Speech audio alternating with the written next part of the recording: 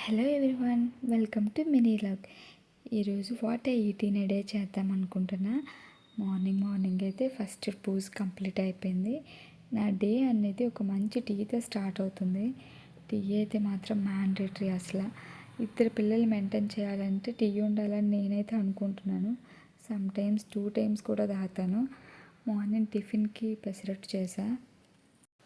పిల్లలకి ఇలా పెసరట్టు పైన ఆనియన్ జీలకర్ర వేసి ఇచ్చేస్తే నార్మల్గా తినేస్తారు. చట్నీ ఏం అవసరం లేదు.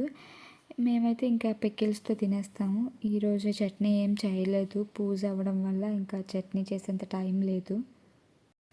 ఏ ఫుడ్ చేసినా పిల్లలకి వాళ్ళ హ్యాండ్తో వాళ్ళకి కొంచెమైనా తినమంటాను. వాళ్ళు కొంత తిన్నాక రిమైనింగ్ నేను తినిపిస్తాను. అలా అయితే వాళ్ళకి తినడం కూడా కొంచెమైనా అలవాటు అవుతుంది కదా, టేస్ట్ తెలుస్తుందని. ఆఫ్టర్ బ్రేక్ఫాస్ట్ గ్రేప్స్ తిన్నాము.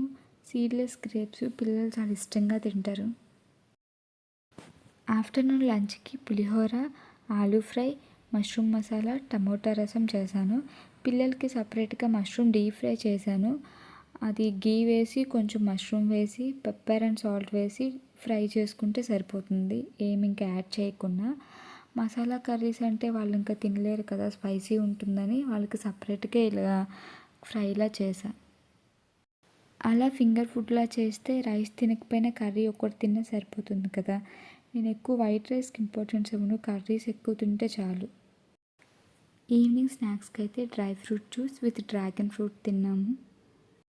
మా మున్నుగాడి ఫేవరెట్ ఫ్రూట్ ఇది, అందుకే కనీసం సరిగ్గా కూర్చోకుండా కూడా తినేస్తున్నాడు నచ్చినట్టు. ఇంకా డిన్నర్కి ఆఫ్టర్నూన్ కర్రీస్ ఉన్నాయి, అందుకే పిల్లలకి సపరేట్గా స్వీట్ కార్న్ రైస్ చేశాను. బాబుకి కొంచెం కోల్డ్ కాఫ్ ఉందని వాము జీలకర్ర ఎక్కువ వేసి ఇలా ప్లెయిన్గా రైస్లా చేసేసాను. నేను తినిపిస్తుంటే వాడే తింటాను అని అంటున్నాడు. ఏదైనా వాడు ఓన్గా తినడానికి ఎక్కువగా ఇంట్రెస్ట్ చూపిస్తాడు.